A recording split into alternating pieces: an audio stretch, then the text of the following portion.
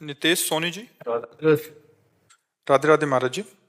महाराज जी, इन्होंने लिखा है कि एक जिम ट्रेनर है महाराज जी, मतलब जिम में ट्रेनिंग देते हैं और बच्चों को जिम का सिखाते हैं कैसे व्यायाम करना है। महाराज जी, इनका प्रश्न है कि आहार में देसी खाने को छोड़कर महाराज जी आजकल बच्चे कृत्रिम खाने की ओर भाग रहे हैं। युवाओं को कैसे प्रेरित करूं कि वो देसी खाने की कीमत समझें और उसे अपनाएं? देखो, जब तक बुद्धि शुद्ध नहीं होगी तो अपवित्र विचार, अपवित्र आहार, अपवित्र क्रियाएं, इन तीनों से नहीं बचाया जा सकता। आजकल हमारे समाज में ये तीन चीजें बहुत जोर से बढ़ रहे हैं। अपवित्र आहार, अपवित्र विचार। अपवित्र विचार किसे कहते हैं? जो हमारा पतन करे और दूसरों का भी पतन करे। पवित्र विचार कहते हैं जो हमारी उन्नति करे और हमारे समाज की भी उन्नति करे। पवित्र भोजन उसे कहते हैं जो हमारे स्वास्थ्य की रक्षा करे और हमारे विचारों को सहयोग दे। तो अपवित्र भोजन, अपवित्र विचार और अपवित्र क्रियाएं, व्यभिचार, व्यसन, हिंसा, चोरी, छल, कपट, ये बहुत बढ़ रहा है। इस बिना बुद्धि को शुद्ध हुए, बुद्धि ड्राइवर है, शरीर एक रथ है, इंद्रियां इसके घोड़े हैं, मन इसकी लगाम है और बुद्धि सारथी है जिसे ड्राइवर कहते हैं, और जीव इसमें बैठने वाला रथी है। अब ड्राइवर नशे में हो तो कहीं भी गाड़ी ठोक देगा। तो हम इस समय सबसे ज्यादा आवश्यकता है बुद्धि को शुद्ध करना। बुद्धि शुद्ध हो जाए तो अच्छा ही न लगेगा। जैसे अपने लोगों के सामने कभी ये संसारिक भोजन, होटलों का भोजन, तो एक मतलब अंदर से एक कि वो पता नहीं किस विचार से बनाया हो, किस पवित्रता से बनाया हो। कई दिन की दाल रखी हो जिसको अभी फ्राई करके दिया है, कई दिन का आटा लगा हो जिसकी रोटी बना के दिया है, और क्या क्या पवित्रता का बर्ताव है। और ज्यादातर अब खान पान के लिए रसेंद्री शुद्ध रसोई का बना पसंद नहीं करती, बाहर के, और वो स्वास्थ्य के लिए बहुत हानिकारक है। स्वास्थ्य जो बनता है ना, वो पवित्र आहार और पवित्र विचार। देखो, अगर लंगोटी का कच्चा आदमी है, देहाती भाषा में तुम्हें बता रहे हैं, तो कुछ भी करे वो उन्नतिशील नहीं हो सकता। जो व्यभिचारी पुरुष है वो नहीं हो, और अशुद्ध भोजन करने वाला व्यभिचारी हो ही जाएगा। तो लोगों की मान्यता है कि हम जैसे मांस खा करके, अंडा खा करके या ऐसे और आहार करके हम अपने शरीर को बलवान कर सकते हैं। नहीं, सात्विक और भजन बल का जो आत्मबल है, आत्मशक्ति है, उसमें बड़ा बल होता है। ब्रह्मचर्य, संयम और सात्विक भोजन में जो बल है वो गंदे भोजन में बल नहीं है।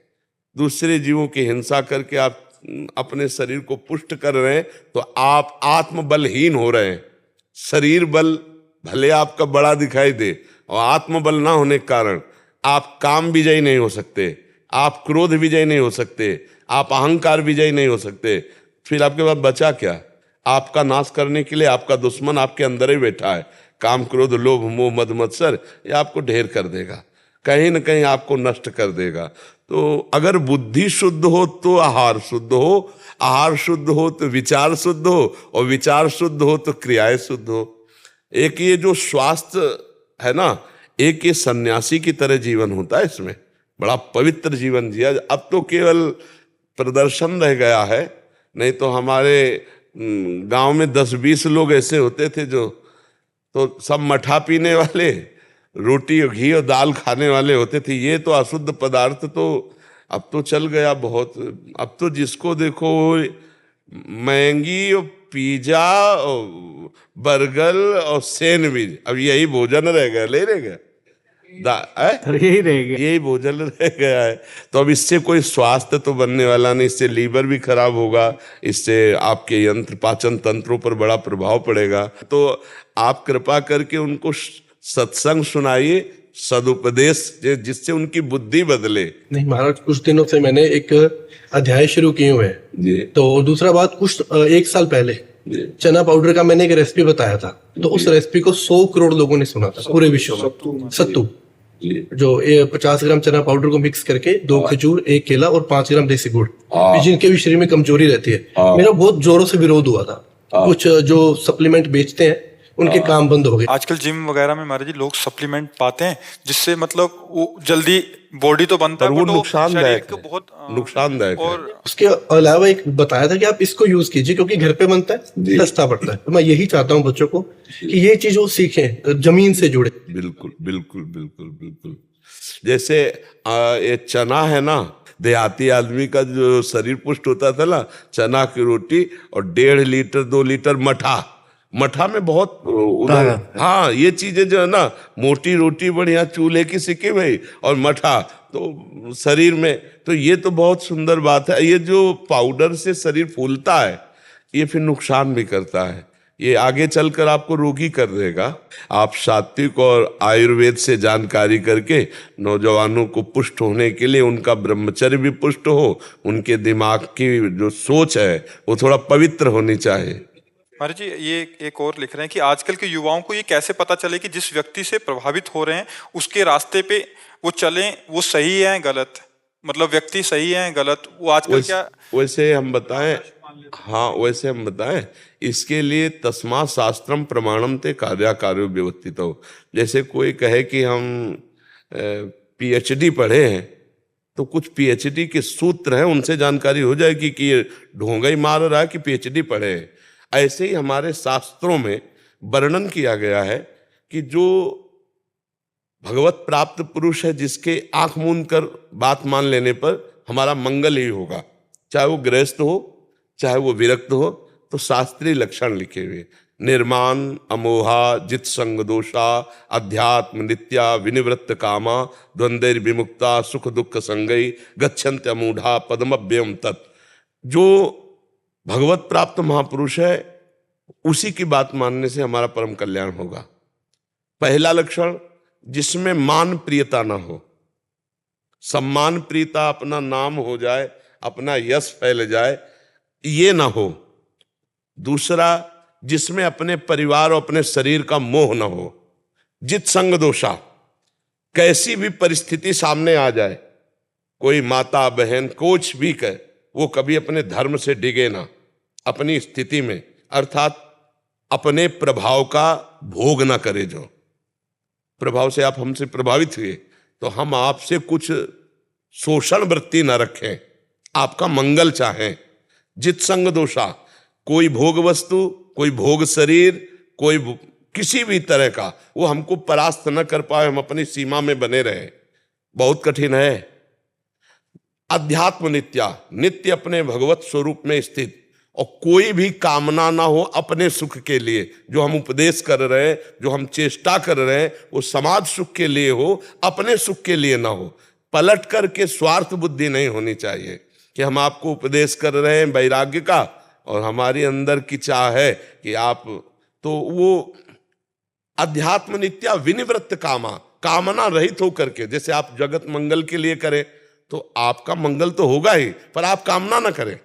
आप जैसे लाखों लोगों को सद्भावना का, सदक्रिया का, सद आहार का उपदेश दे रहे हैं, तो आपका तो मंगल होगा ही, क्योंकि आप मंगल भावना लाखों के लिए कर रहे हैं, तो पलट कर आपके ऊपर आएगी, आपका मंगल करेगी। लेकिन आपकी चाह नहीं होनी चाहिए लाखों से किसी भी तरह की शोषण वृत्ति, विनिवृत्त कामा, और स्वयं सहनशील हो और दूसरे के दुख में पिघल जाए, स्वयं अपने दुख को सह जाए, दूसरे के दुख में पिघल जाए। जो सुख दुख को समान समझे, पूरे जगत का मंगल चाहे, ऐसे पुरुष की बात आंख मूंद कर मान लो, कभी भी अमंगल नहीं होगा। और जहां दिखावटीपना है, जहां कहने के पीछे फिर कुछ और चाहे, वहां संभल करके, हाँ हमारा विचार, हमारा चिंतन केवल जगत मंगल के लिए हो तो बात माननी है। और बात कह कुछ रहे हैं और इसके बाद हमारी कुछ मांगे हैं, तो उस बात का कोई रंग नहीं रहा, उस बात का कोई रंग। आज हम अपनी बात को बेच रहे हैं, आज हम अपने अनुभवों को जागृत करके जगत मंगल के लिए नहीं, वो बेच रहे हैं। वो मान चाहिए या प्रतिष्ठा चाहिए या रुपया चाहिए, वाहवाही चाहिए, ये इससे मंगल नहीं होगा। हम कष्ट सहेंगे, हम दुख सहेंगे, लेकिन आपका मंगल करेंगे। ऐसे पुरुष की बात माननी चाहिए, ऐसे पुरुष का। और हमें लगता है सबके हृदय में भगवान बैठे हैं, वो बताना नहीं पड़ेगा, आप देख करके वो बैठ कर ही जान जाएंगे कि इनकी बात माननी चाहिए कि नहीं माननी चाहिए। आपके हृदय में भगवान है, वो बैठ करके बता देंगे कि यहाँ ठीक नहीं है। मुझे तो ऐसा लगता है, क्योंकि जीवन में हमने देखा है, बचपन से बाबा जी रहे तो हमें जहाँ कुछ तो हमारे अंदर आ गया कि भागो यहाँ से, भागो, यहाँ ठीक नहीं है। और जहाँ ठीक हुआ तो आजीवन के लिए हमारी श्रद्धा समर्पित हो गई। जैसे पूज्य पाद उड़िया बाबा, पूज्य श्री भाई हनुमान प्रसाद पोद्दार जी महाराज, पूज्य राधा बाबा, पूज्य पंडित गया प्रसाद जी महाराज, बड़े बड़े जो महान संत हुए, तो फिर वहाँ कोई संशय नहीं हुआ उनके। तो हमारे को लग कि अगर थोड़ी देर हृदय में भगवान को स्मरण करके पूछ लो कि इसकी बात माने कि ना माने, तो उत्तर आ जाएगा कि नहीं मानो, चलो ये ठीक नहीं है, भगवान अंदर जगत गुरु बैठे हैं। जी, अच्छा लगा आपसे, क्योंकि हमें वो बहुत प्रिय लगता है जो हमारे समाज, हमारे राष्ट्र के काम आवे। जैसे हम आर्मी के जन आते हैं ना, तो हम उनको संत की तरह ही उनका सम्मान करते हैं, क्योंकि अपना जीवन राष्ट्र के लिए दिए। ऐसे जो राष्ट्र की सेवा के किसी भी तरह से जुड़ा है, तो मुझे बहुत प्रिय लगता है कि हमारे समाज को सुधारने के लिए, हमारे समाज को सुख देने के। महाराज जी, इन्होंने एक चीज लिखा था कि ये पे हमें भी पता नहीं था, ये कह रहे थे कि आजकल लोग, बच्चे जो है ना, अब नए नए बच्चे हैं, वो पैसा कमाने के लिए आजकल ऑनलाइन सट्टा और जुआ बेटिंग आदि होता है महाराज जी, उसमें अपने माता पिता के भी पैसे लगा देते हैं। ये बहुत चल गया और कह रहे कि बहुत सारे ऐसे तो हमें ज्ञान ही नहीं कि क्या होता है। इसमें क्या महाराज, जैसे पुराने टाइम में 3 ताश खेलते थे ना, वो भी हमें पता नहीं कि जुआ खेलते थे महाराज जी। हाँ, जुआ शब्द से पता है। हाँ, अब ये ऑनलाइन ओवर 24 घंटे चलता है। अच्छा, बताओ ऑनलाइन में किससे खेलेंगे? तो कोई व्यक्ति होगा? सॉफ्टवेयर बनाया होता है, कंप्यूटर टाइम सॉफ्टवेयर बना होता है। अच्छा, 15 16 साल के बच्चे हैं जो कभी माँ का गहना चुरा लिया, कभी किसी का क्या चुरा लिया, और जब वो हार जाते हैं वो सुसाइड कर लेते हैं। अब क्या करें, माँ बाप संस्कार ही नहीं देता है बच्चे को, तो क्या करें। अब ये तो हमने पहली बार सुना कि मोबाइल में 50 लाख रुपए हार जाते हैं, आत्महत्या कर लेते हैं उस दुख में। और ये फिर वो मोबाइल से हम ये पहली बार सुन रहे जिंदगी में। महाराज जी, जैसे 2000 रुपया लगाया तो नहीं, किसको लगाया? वो ऑनलाइन लगेगा, वो एक सॉफ्टवेयर बना हुआ है, तो अगर आप जीत गए अकाउंट में, अपने अकाउंट में आ जाएगा, और फिर वो और लोभ के लिए फिर लगाएगा।